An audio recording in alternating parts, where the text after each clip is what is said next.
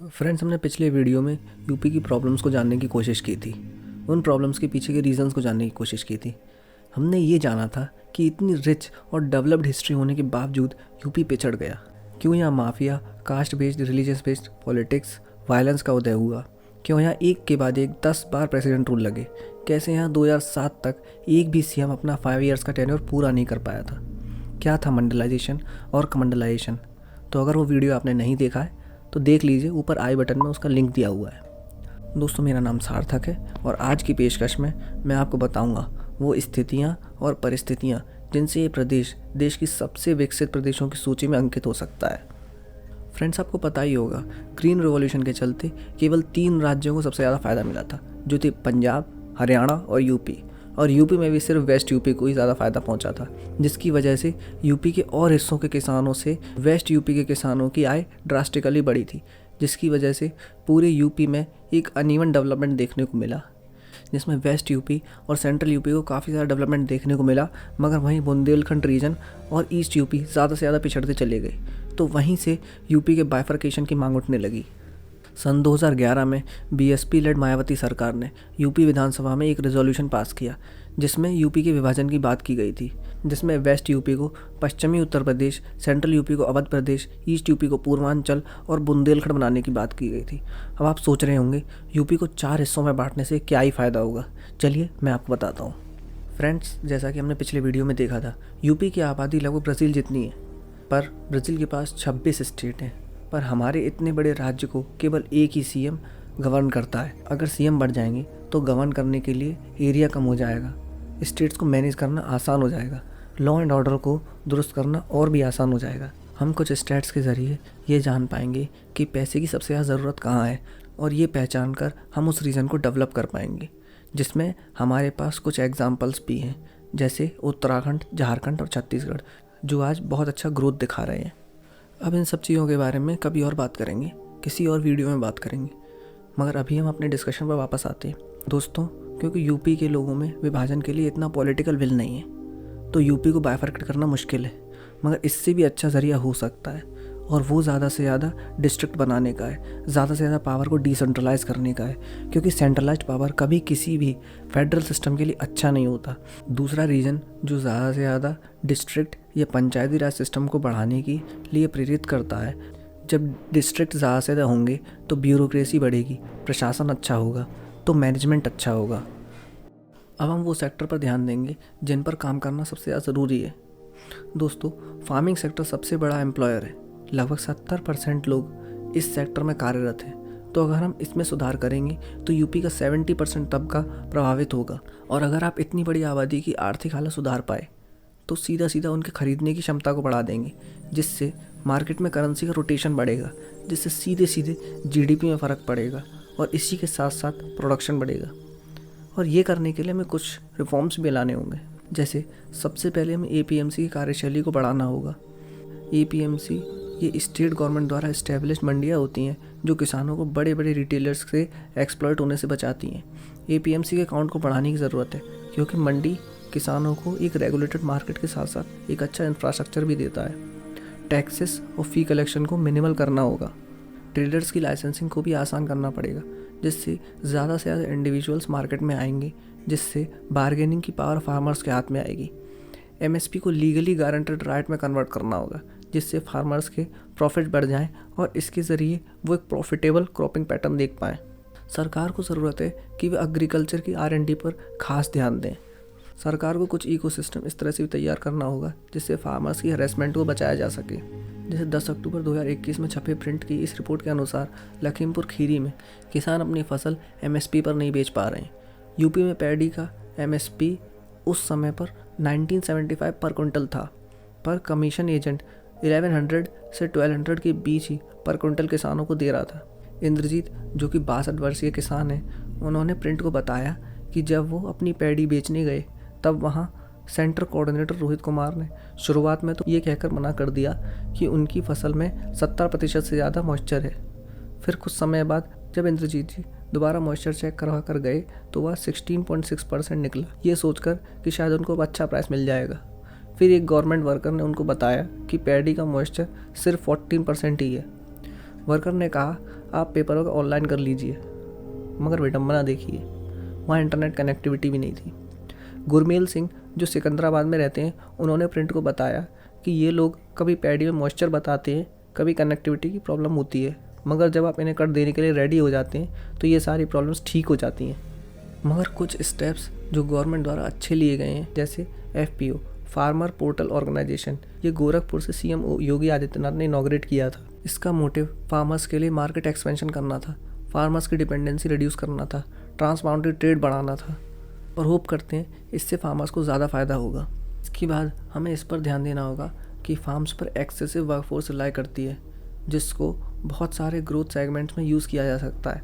फिर यहीं पर रोल आता है MSMEs का। आज इंडिया की MSMEs पूरे देश की इकोनॉमी को रॉबस्ट बनाने का काम कर रही हैं। आप MSMEs की ताकत का अंदाज़ा इसी से लगा सकते हैं कि इंडियन MSMEs देश की 30% GDP में कंट्रीब्यूट करती हैं, 37 मैन्युफैक्चरिंग में, और देश के 49% एक्सपोर्ट्स में हिस्सेदारी रखती हैं। सरकार को इंश्योर करना होगा कि इस सेक्टर में किसी भी तरह की रिसोर्सेज की कमी ना पड़े। इनके हित में और विकास के लिए अलग अलग रिफॉर्म्स बनाने की ज़रूरत है, क्योंकि इस सेक्टर में बहुत ज़्यादा मात्रा में एम्प्लॉयमेंट जनरेट होता है।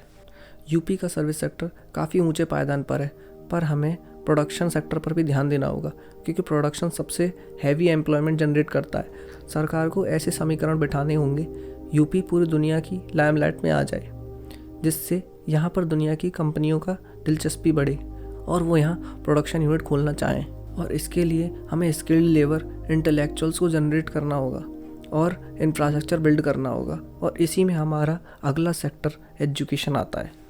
दोस्तों, हम अच्छे से अपने एजुकेशन सिस्टम को जानते हैं, तो मैं उस पर ज़्यादा टिप्पणी नहीं करूँगा। 2011 के सेंसस के अनुसार इंडिया का लिटरेसी रेट केवल 74% था, वहीं यूपी का सिर्फ 69.7%, जो कंट्री एवरेज से भी कम था। वहीं मेल्स का अप्रॉक्स 75% लिटरेसी रेट था, तो वहीं फीमेल्स का सिर्फ 59.3%, जो कि बहुत ही सोचने लायक फिगर है। अच्छा, इन स्टेट्स से हम जेंडर डिस्क्रिमिनेशन भी पहचान सकते हैं। यूपी में स्कूल्स की हालत काफ़ी दयनीय है। कई स्कूल्स में तो टॉयलेट्स तक सही पैमानों पे नहीं बने हुए, जो बच्चों को बीमार करने का काम कर रहे हैं। प्रॉब्लम सिर्फ यही नहीं है, जहाँ टीचर्स को सिर्फ पढ़ाना चाहिए, उन पर कई तरह के एडमिनिस्ट्रेटिव वर्क का बोझ डाल दिया जाता है। जैसे अब टीचर्स पढ़ाने की जगह इलेक्शंस में व्यस्त हैं, जो कि बच्चों के लिए बिल्कुल अच्छा नहीं है। कहने के लिए यूपी में 8,66,361 प्राइमरी स्कूल्स हैं, 8,459 हायर सेकेंडरी स्कूल्स हैं, 758 डिग्री कॉलेजेस हैं और 26 यूनिवर्सिटीज़ हैं। ये नंबर काफ़ी ज़्यादा आकर्षक लगते हैं, पर विश्वास कीजिए, ना ये क्वांटिटी में और ना ये क्वालिटी में मापदंडों पे खरे उतरते हैं। अगर हम क्वालिटी की बात करें तो आप समझिए कि इन यूनिवर्सिटीज़ में पढ़ने वाले स्टूडेंट्स अनएम्प्लॉयड रह जाते हैं, क्योंकि वो अनएम्प्लॉयबल हैं। इनमें रिक्वायर्ड स्किल्स की कमी है। जो स्किल्स आज की इंडस्ट्रीज़ को चाहिए वो जॉब सीकर्स में एब्सेंट है। तो बोर्ड्स और यूनिवर्सिटीज़ को ज़रूरत पहचान कर उनके अनुसार सिलेबस रेडी करना होगा। खैर, अब सरकारों को अनएम्प्लॉयबिलिटी की प्रॉब्लम समझ में आने लगी है, तो कुछ अच्छे कदम भी उठाए गए हैं, जैसे यूराइज पोर्टल। ये 20 लाख इंजीनियर्स और वोकेशनल कोर्सेज स्टूडेंट्स को स्टडी मटेरियल देकर एम्प्लॉयमेंट भी दिलाने में मदद करता है। दूसरा है उद्यम सारथी ऐप। ये यूथ को सेल्फ एम्प्लॉयमेंट की अपॉर्चुनिटी एक्सप्लोर करने में मदद करता है। जो aspirants civil services, defence services, NEET और जेईई में फ्यूचर देखते हैं, वो अभ्युदय योजना के तहत पथ प्रदर्शक में फ्री में पढ़ सकते हैं। बच्चों को सिर्फ जॉब्स के लिए नहीं, उनकी इंटरेस्ट और एक्स्ट्रा करिकुलर के हिसाब से तैयार करना होगा। बच्चों को एंटरप्रेन्योरशिप जैसे सब्जेक्ट से इंट्रोड्यूस कराना होगा। किसी भी एजुकेशन सिस्टम का सबसे पहला पर्पस बच्चों को सीखने की भावना को इनकलकेट करना होना चाहिए, ना कि उसे ख़त्म करना। बच्चे आज बस अच्छे ग्रेड्स लाने के लिए पढ़ते हैं, ना कि सीखने के लिए, क्योंकि इन्हें इस सिस्टम ने ऐसा बनाया है। अब हम अपने अगले सेक्टर पर आते हैं। किसी भी स्टेट या कंट्री का भविष्य सुनिश्चित करने वाला फैक्टर उसका इंफ्रा होता है। इंफ्रास्ट्रक्चर बिल्ड करने से एक से ज़्यादा फ़ायदे होते हैं, जैसे इससे लोगों को रोज़गार मिलता है, और जहाँ रेल और रोड नेटवर्क अच्छा होता है वहाँ अपने आप बहुत रफ्तार से डेवलपमेंट और बिज़नेस के लिए अपॉर्चुनिटी बढ़ती हैं। अब तो उत्तर प्रदेश में एक्सप्रेसवेज का जाल बनने जा रहा है, जिसमें Ballia link expressway, Lucknow Kanpur expressway, Lucknow Barabanki Nanpara expressway, Ghazipur Manjhi Ghat expressway, Prayagraj link expressway, upper Ganga expressway, Jhansi Kushinagar expressway, Gorakhpur Siliguri expressway, Gorakhpur Shamli expressway, Ganga expressway, Meerut expressway और पूर्वांचल एक्सप्रेसवे शामिल हैं। यूपी अब 5 इंटरनेशनल एयरपोर्ट वाला पहला स्टेट बन चुका है, जहां Noida international airport, Kushinagar international airport और अयोध्या इंटरनेशनल एयरपोर्ट शामिल हैं। यूपी में तो अब 25 इकोनॉमिक जोन्स, 40 आईटी पार्क्स, जो कि लखनऊ, कानपुर, आगरा, मेरठ, गोरखपुर और नोएडा में स्थित हैं। अब तो नोएडा में एक वर्ल्ड लेवल फिल्म सिटी बनने की तैयारी है। फिल्म सिटी वो जगह होती है जहां आपको मूवीज़, टीवी एड्स बनाने के लिए लगने वाले रिसोर्सेज मिलते हैं। यहाँ आपको graphic designers, heavy cameras, technician से लेकर सब कुछ मिलेगा। यही नहीं, यूपी में अब डिफेंस कॉरिडोर भी बन रहा है, जो आगरा, झांसी, लखनऊ, कानपुर, अलीगढ़ और चित्रकूट में होगा। यूके की कंपनी वेबले स्कॉट जल्द ही हरदोई में एक प्रोडक्शन भी स्टार्ट कर देगी। अगला सेक्टर सबसे ज़्यादा अंडर एस्टिमेटेड सेक्टर है। यूपी की टूरिज़्म इंडस्ट्री बहुत बड़ी है। 2019 में 535 मिलियन डोमेस्टिक टूरिस्ट और 4.7 मिलियन फॉरेन टूरिस्ट के साथ यूपी तीसरे पायदान पर आता है। पर अगर इस प्रदेश की सुंदरीकरण पर काम किया जाए तो यह इंडस्ट्री फल फूल सकती है। दोस्तों, यूपी इस देश का सिर्फ हिस्सा नहीं है, ये इस देश का चेहरा है। कहते हैं अगर हमारे देश को पढ़ना है तो सिर्फ यूपी को पढ़ लो। दोस्तों, हर बार सरकारें आती हैं और जाती हैं, पर यह देश हमेशा खड़ा रहता है।